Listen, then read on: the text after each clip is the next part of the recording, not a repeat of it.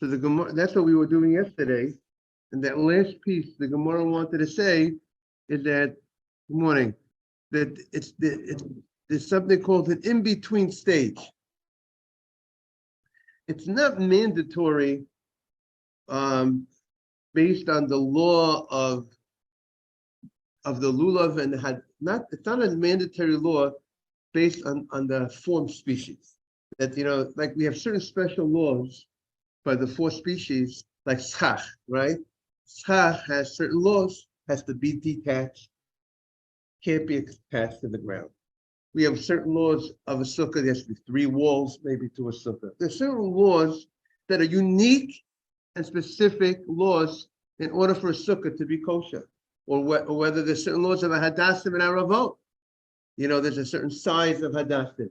Hadassim has to be a 3 tvachim size, has to be about 11 inches. There's certain laws that are specific and unique to hadassim and aravot. The question in the Gemara is this also a unique halacha, specific by hadassim and haravot, that you have to tie? Is it a special law in the mitzvah of lulav and etrog? You must tie the hadassim and haravot to the lulav, or you don't have to. The Gemara yesterday said that the Chacham say you do not need. You do not need to go ahead and tie your hadassim and haravot to the lulav. So based on that, then the Gemara that we ended off with the following Gemara. We are on the bottom of the page of 11b2, where the Gemara on the bottom, the last few lines, 11b2. Keman azla hadetanya. With which opinion you have it, Mr. Batesh? Mr. Haber, you have on the 11b2. 11b2. Who does the following go like? The Gemara says, what did it say? It said the following: Lulav mitzvah la'agdo. There's a mitzvah to tie the hadassim v'aravot. Good morning, Jaime. Morning, Rabbi. Morning. We are on 11b2 on the bottom of the page. We just said that there is a dispute. This is going to, by the way, this is going to end the Succah. We're going to be starting a new Succah today. The Gemara said there's an argument between the Chachamim and Rabbi Yehuda whether you have to tie the hadassim and the haravot to the lulav. Rabbi Yehuda holds that if you do not tie the hadassim and the haravot to the lulav, it's not kosher. It's not kosher. You can't use it. You can't use that lulav. According to Rabbi Yehuda, it's mandated. It's a halacha, and he has a pasuk that he has a gezerah shaveh that says that you must tie the haravot and the hadassim to the lulav. If not, it's not kosher. That's how far he goes on that halacha. The Chachamim say, you don't say bracha, you can't use it, period. It's as if you're missing, it's missing. It's not there. That's how far he goes on this halacha. However, the Chachamim say, if you do not, whether it's tied or whether it's not tied, it is kosher. That's the Chachamim's opinion. The Chachamim say there is no requirement to tie the hadassim to the haravot, the hadassim and the haravot to the lulav. No requirement. So based on that, the Gemara found some braita, which is trying to figure out how do we understand the following braita, because the braita seems to be a new idea. It sounds like a new idea. Listen to the braita. The braita says lulav mitzvah logdo. The braita says, by the way, there is a mitzvah to tie the hadassim and the haravot to the lulav. But the im lo ogdo, but if you did not tie it, kosher. So now the Gemara wants to know, who is this opinion? According to Rabbi Yehuda, if you don't tie it, it's not kosher. According to the Chachamim, you don't need to tie it. So who is this opinion, this middle opinion? that says that there's a mitzvah to do it. But if you don't do it, it's still kosher. Name that tomb. Name that author. Who's the author of this Breita? That's what's bothering the Gemara. Is that clear, Mr. Haber? What's bothering her? So the Gemara says, Rabbi Yehuda, if it's Rabbi Yehuda, if the author of the Breita, now we're on 11b3 on the top, Kilo Agodo am I kosher? If you didn't tie it, why is it kosher? Yehuda says it's not kosher. So how could, this Breita says it's kosher if you didn't tie it. And Rabbanan, if it's Rabbanan, Rabbanan says you don't need to tie it. Am I mitzvah? Why is there a mitzvah to tie it? If Rabbanan hold, you don't need to tie it. So here comes the Gemara and says the following. Here's the conclusion of the Succah. Good morning. Morning, good to see you. Good morning, Simon. La'olam Rabbanan hi. The Gemara says really the author of this Breita is the Rabbanan. And now you can ask the question, why, if it's the Rabbanan, why is there a mitzvah to tie it? Right? According to Rabbanan, you don't need to tie it. Here comes the Gemara, the mitzvah of tying the Hadassim and the Aravot to the Lulav is not a special teaching of the Torah that you have to do that by a Lulav and Etro. It's not a special obligation and therefore a special requirement within this law of Lulav and Etro. This is coming from left field.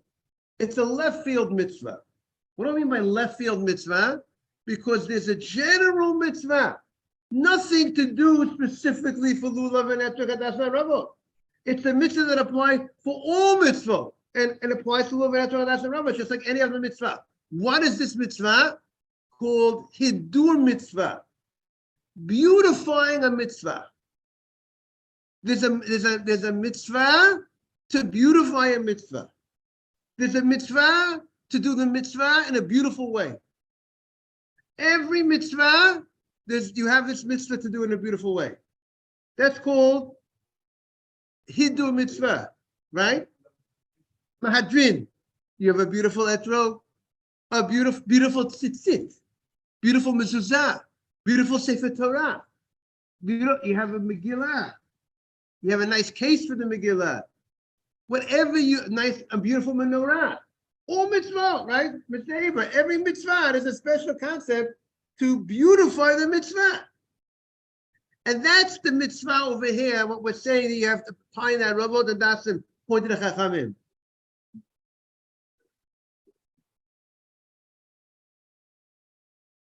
Negate the fulfillment of the mitzvah. Correct, exactly. So if a person does not go that extra mile, person does not go and makes it buy the beautiful etro. He has a mezuzah, but it's not such a beautiful writing. He gets the mitzvah.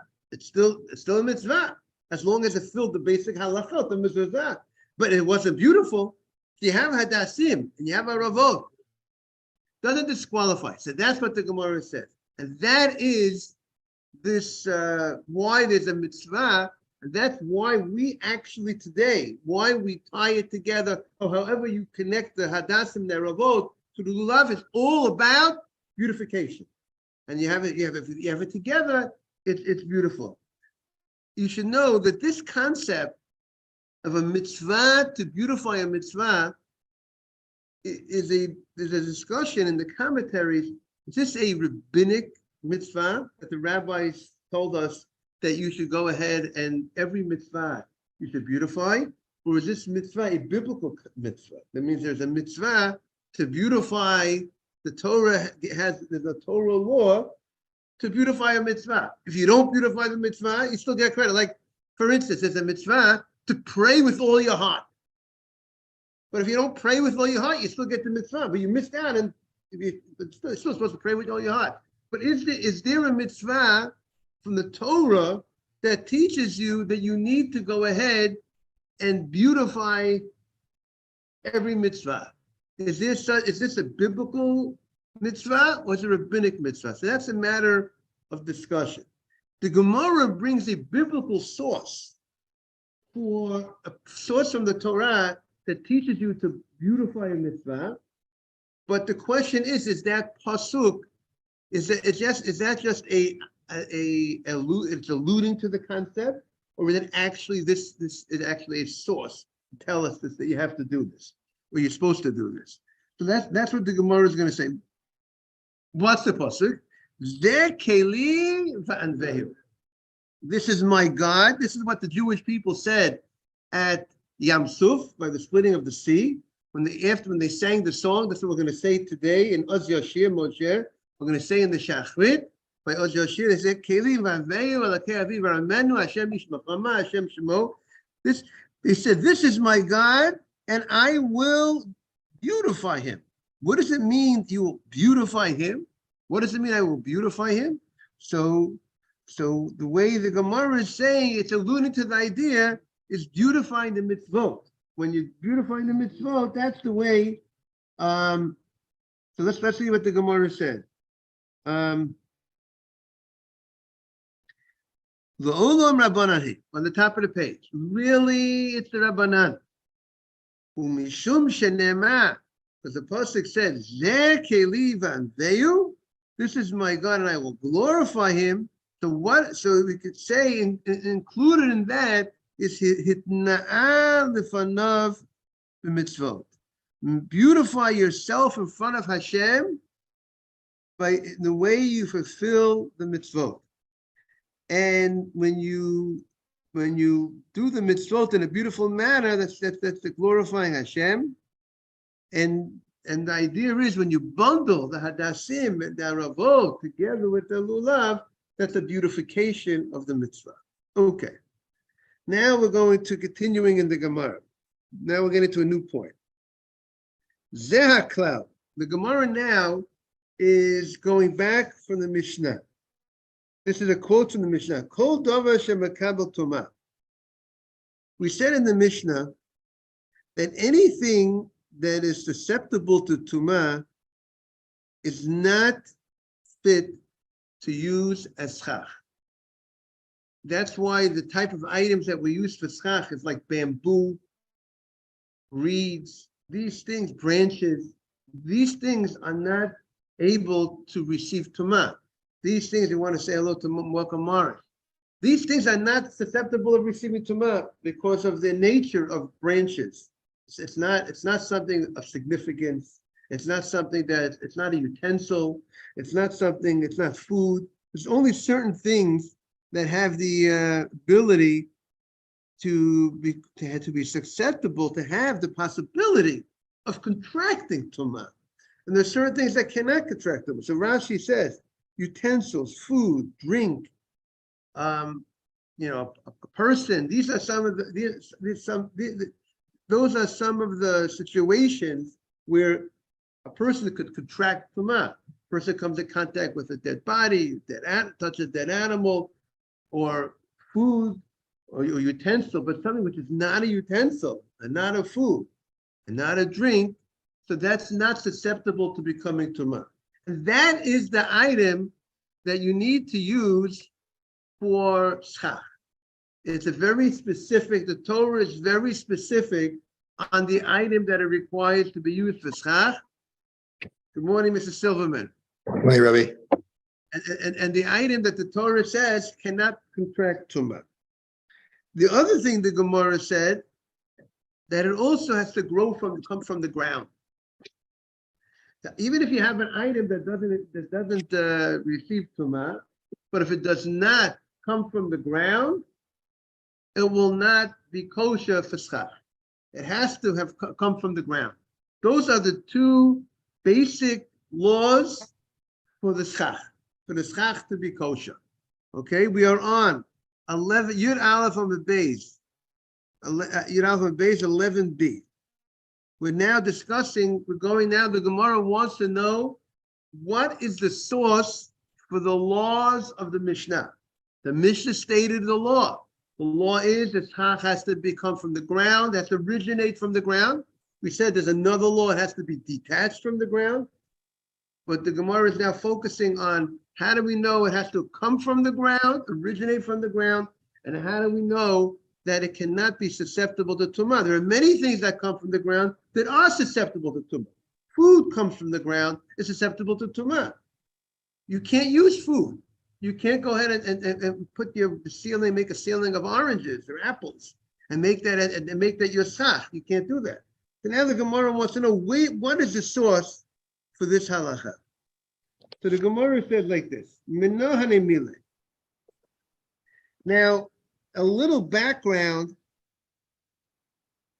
about when the Torah says, "Sukkot hoshafti," Torah says, "I want you to sit in Sukkot," and he says, "Why do I want you to sit in Sukkot?" The Torah here gives us a reason for the mitzvah. Not all mitzvot do the Torah tell us the reason for the mitzvah, right? Torah says honor your parents. Torah doesn't say why you should honor your parents, right?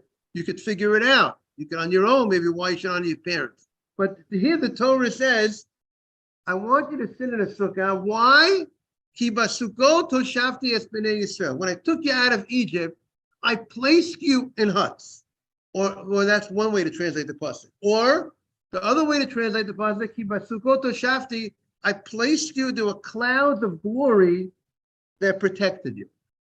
I placed you, I had special shelter, special protection for you that protected you from the heat of the day during those 40 years in the desert and to the coldness of the night. So those are the two possibilities how to understand the pasuk. Again, I want you to stay in the sukkah because let's focus on the second reason. Because I placed you in clouds of glory, anani hakavod, that protected you. So now the Gemara said like this: Minahane mile. How do we know these laws about the schach? Amar Reish Lakish, Amar Kra. The pasuk says, "Ve'ed yaleh min haaretz." The pasuk talks about a cloud coming up from the ground, and that from the ground, from the water, from the ocean that collects the cloud that collects the water from the evaporation of the ocean. And we say that it says the cloud originated, it got its source from the what? From the water, from the ground, from the ocean that's on the ground. So therefore, the cloud got its source from the ground. So now, since the mitzvah of Sukkah the Gemara is going now with the opinion to remember the special clouds of glory. And where does the cloud get its source of its water from? From the ground, from the ocean.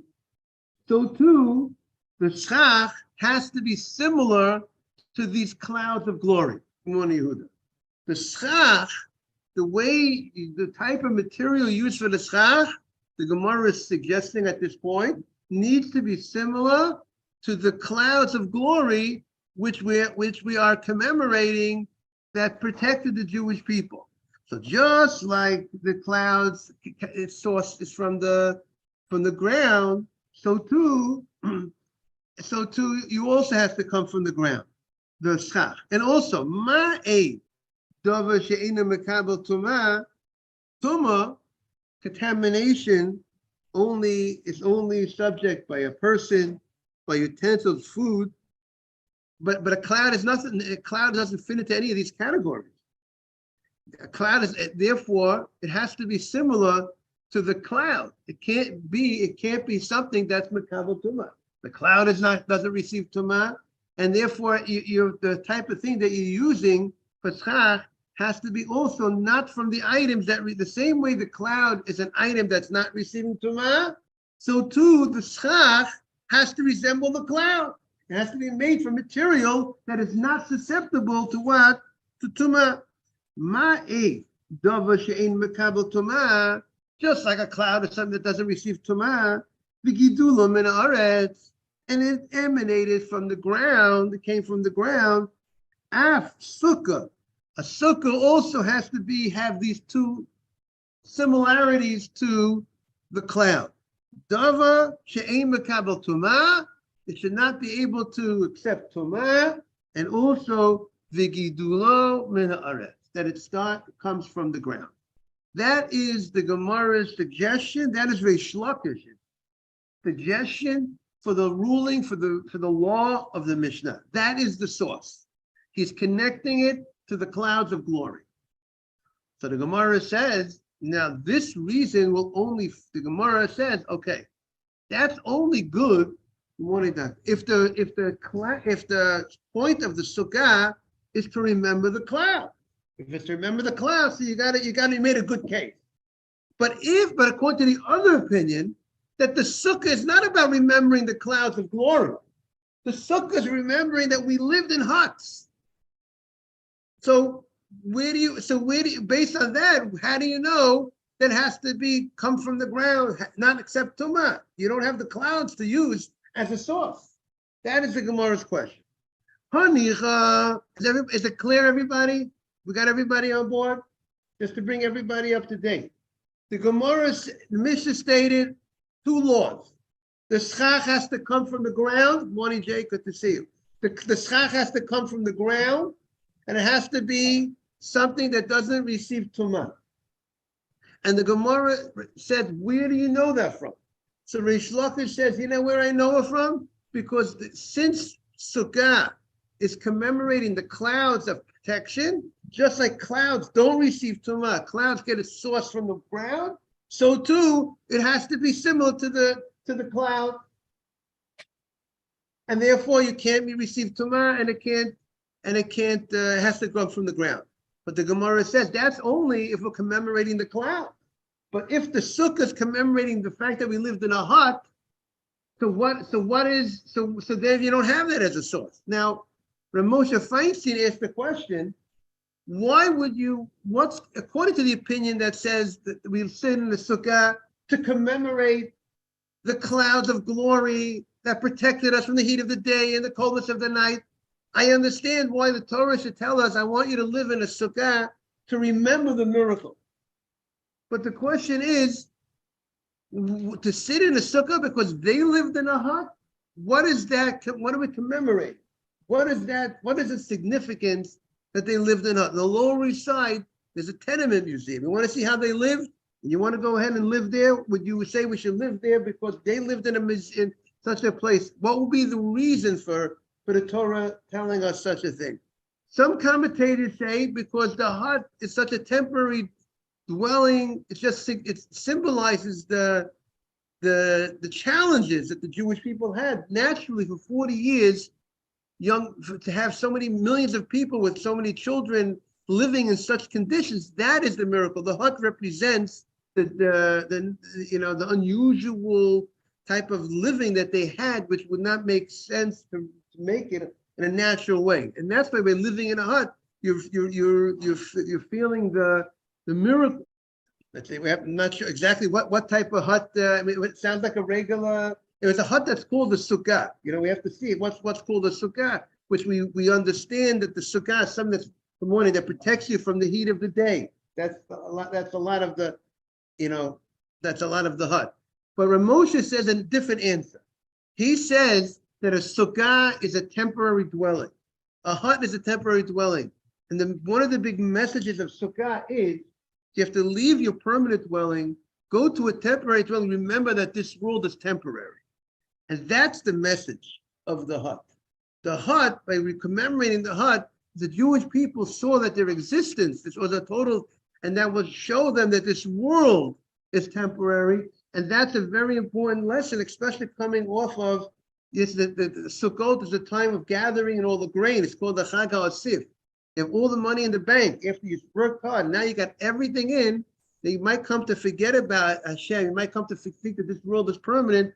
That's the time you go ahead and you go to a temporary dwelling. So therefore, the hut represents the temporariness of this world, and that's a big lesson. Okay, whatever the reason why we should sit in a hut, but back to the Gemara. So the Gemara says, Hanicha, this is good. This would be good according to the opinion that says that it was Anani HaKavod. We are on the bottom of 11b3, bottom lines, first column. If we're commemorating the clouds of glory, I understand the source why you have the sky. But elamandi amasukot mamish asulahem. But according to the opinion that says that the Jewish people made for themselves a actual hut. Thank you, Mr. Silverman. Actual huts. Where is the source for the schach? But you don't learn from the clouds. There's nothing to do with clouds, according to that opinion. The Tanya, as we learned in the Breita, Kiba Sukkot Hoshavti Es Bnei Yisrael.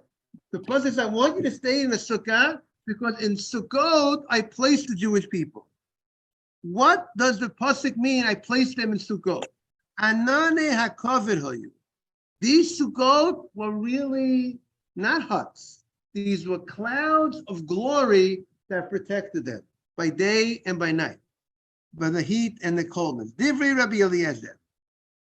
Rabbi Akiva says, Sukkot mamash asulahem. The Jews, its pasuk is saying that the Jews made for themselves actual huts. That's what the pasuk is referring to. So the Gemara says, Hanichal Rabbi Eliezer. This is good according to Rabbi Eliezer. If the sukkah commemorates the clouds, I understand the source. Ela Rabbi Akiva ma'ikalamema. But according to Rabbi Akiva, where is the source that the schach has to come from the ground and also cannot make and receive contamination? Now, I want to mention another important halakha that's brought down. When you sit in a sukkah, you're supposed to have in mind the reason for the sukkah. Ideally, you're supposed to have that in mind. I mean, the guy goes, I'm sitting in the sukkah. Hashem says it's mitzvah to sit in the sukkah. That's the basic. But the Torah says not only, every mitzvah you do, you're supposed to do a mitzvah. Good morning. Hashem tells you to do the mitzvah. You put it on tefillin, Hashem tells you to put it on tefillin. You put it on talit, talit. But the fact that the Torah tells you the reason for the mitzvah, so you should have in mind the reason as well. So therefore, I always in the sukkah I say Zeichel Alani Akavod. That seems to be the main reason. When you're in the sukkah, you're supposed to think about what the sukkah represents. Not just that you're sitting, I'm doing the mitzvah, I'm sitting in the sukkah. You're supposed to be thinking about that I'm sitting in the sukkah. So Hashem placed us, good morning, doctor. Hashem placed us in Sukkot that He protected us by the heat of the day and the coldness of the night. That's what you're supposed to be thinking about when you're in the sukkah. Not just thinking about it's a beautiful sukkah. That's beautiful. And Hashem told us mitzvah sukkah, but also you should think about the reason. So the Gemara says, Ki aser Rav Dimin, Rav Dimi Om Rabbi Yochanan. Rav Dimi came back from the Holy Land, and Rabbi Yochanan was the big rabbi in the Holy Land, and he brought back a teaching from Rabbi Yochanan. He came. He says that the sukkah, Rabbi Eliezer says that the sukkah, that the Torah says that we need. Torah says everybody agrees. Or everybody agrees that the mitzvah that we have to perform today is we have to build a hut. That everybody agrees. The question is, our hut today, our sukkah that we make today, what is it commemorating? The hut that they made then, or the clouds of glory that Hashem protected them? But there seems to be a machloket. There's a machloket regarding that. Sheva brachot with Hashem, Meister Silverman says, we marry Hashem again. Okay, but the 7 days is like a marriage. But the point is that dispute in the Gemara. The Gemara is not saying that it represents both reasons.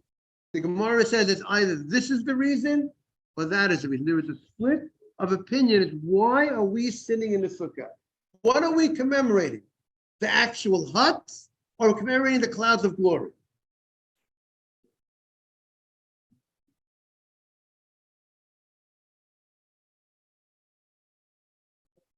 Rabbi. Yes. I mean, it would seem. I would think they lived in some sukkahs too, because they made huts before. We made huts. We made huts before the Anan. We made Sukkot before the Anan Hakavod. Yaakov made Sukkot. Right. He made huts before there were any Anan. Right, but the question is, what are we commemorating? That's the question. Yes. You should have in mind Zeichel Anania Kavod. Again, you say the bracha leisha b'sukkah, but I'm saying, but with the question, but during the meal or when you're thinking, I don't think you have. Doesn't say you have to say Zech Lena Nekavot, but it's just what your mind should be thinking. You should be thinking about the fact of that the clouds protected us. You're saying there are two reasons, but here we're going to commemorate only one reason. There are two different possibilities. The Gemara has a different dispute. What are we commemorating? And the halacha, what I understand, the halacha follows more the opinion that says it's remembering the clouds of glory. That's the main opinion in the halacha. So the Gemara says, the married to sell. It says, Omakra. Rabbi Yochanan says, the pasuk says, Chag hasukot ta'aselecha. The Torah says, make a Chag hasukot. And the Chag, the word Chag also means a festivity, like a language of Chagigah. There's a special Korban that you have to bring Chagigah on the holiday, special offering. And the Torah connects the word Chagigah to the word Sukkot. Makish Sukkah Chagigah. Ma Chagigah Dava She'ina Mekabel Tumah. The Chagigah, the Korban, the animal that you're about to use to slaughter for the Korban, when it's alive, a live animal is not susceptible to Tumah. A person who's alive, you can become Tameh. An animal only becomes contaminated upon its death. The animal dies. If you slaughter an animal, it's not Tameh. But I'm saying, but it could receive Tumah afterwards. But an animal, when it's alive, cannot become contaminated. Well, yeah, but we're talking about an animal. Yes, it could be. Yes, it could. Ma chagigah dava she'ina mekabel tumah. A chagigah is not mekabel tumah. The animal, the korban, is not mekabel tumah. V'gidulo min haaretz. And the Gemara says, where does the animal get its nourishment from? It gets its nourishment from the ground. It eats from the ground. That's where it's getting its nourishment. So Sukkah, the Sukkah also has to be similar to the Chagigah. That's Dava she'ena mekabel tumah. It should also be. It should not be received tumah, and not be able to receive tumah, and also v'gidulo min haaretz. It also should get its come from the ground, and therefore the schach has to come from the ground. It has to originate from the ground, like we use the bamboo sticks or the branches. They came from the ground, and they're not susceptible to tumah.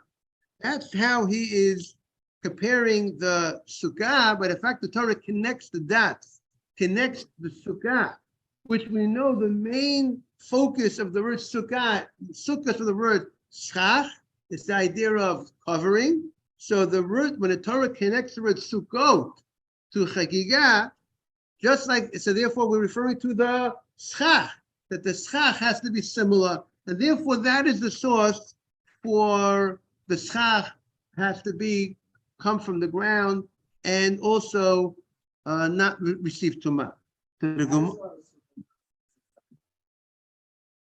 The branches of a tree, once you cut the branches, since they're not food, they're not significant, they're not a utensil, they cannot receive tumah. Those branches, if they will be in a room where there's a dead body, they will not become tumah. There are certain items that don't have the ability to contract contamination. So in order to have it has to be, in order to have tumah, in order to be susceptible, to have the possibility of receiving tumah, it has to either be a food. Rashi says a food, a drink, a utensil, a human being. Right? A pottery vessel, Rabbi, not a wood vessel. I mean that's a different type of tumah, meaning food, something that's attached to generally things that are attached to the ground will not become a dead body would touch the wall of a house, it will not become tamei. Something that's touched to the ground will not become, while it's attached, doesn't become tamei. The wall of the house only can become tamei by tsaras, leprosy. Besides that, it cannot. That's tumah, but it's not. But it's not the type of tumah mace, or it's a different type of, it's a unique, special type of tumah. But the regular type of someone from a sheret or from a dead animal or from a body, that will not be something. There's an idea when you're attached to the ground. When you're connected, you don't receive contamination. When you're detached, that's when people are detached from the community. That's when they can. When you're independent, you're not connected. That's when you can get tummy. You like that, right? The liberals, Rabbi, the liberals. Yes. The So that's what the Arab. Gemara. Yes. So the Gemara says, "Ima chagiga." So now the Gemara says, but if that's the case, if you're telling me that you're using the chagiga, the carbon, the animal as the source for schach, and therefore you're learning out that just like that live animal is not susceptible to tumah, and that live animal gets its nourishment from the ground, so then you should say all schach has to be from animals, and we know that's not true. Ima chagiga balechayim, to af sukkah nami balechayim. A sukkah should also come only from animals, and we know that we have other materials from we use other things that grow from the ground and not makabel tumah. So therefore, the Gemara is not happy with this source. To use the source that you're comparing it to the korban, the animal that's grown on Yom Tov. You want to say that's the source for the schach, that the schach has to mirror that. So if that's the case, let's go all the way. It has to come only from animals. You have to use the skin of an animal, and that's not true. So the Gemara says, Ki asi Rav Dimi, Ravin Rav Yochanan. When Ravin came, he reported from Rav Yochanan a different source. But how do we know that the schach has to come from the ground, originally come from the ground, now detached, but originally come from the ground, and also not able to receive tumah? Ki asi Rav Dimi, Ravin Rav Yochanan, Amakra. But the Torah said that the time of Sukkot is when you gather from your granaries and your wineries. And the Gemara says it's referring to the waste product of your granaries and the wineries. What's the waste product? The branches, the twigs, the leaves. That is that's what the Torah is saying. What do you use for the Sukkah? What do you use for the Schach? The waste products of the granaries and the wineries. And we'll see more tomorrow, more details on that. I want to wish everyone a great day. Thank you all for joining. A beautiful crowd. All the best, everybody. Great day. Great day, Rabbi. Great day, everybody. You too.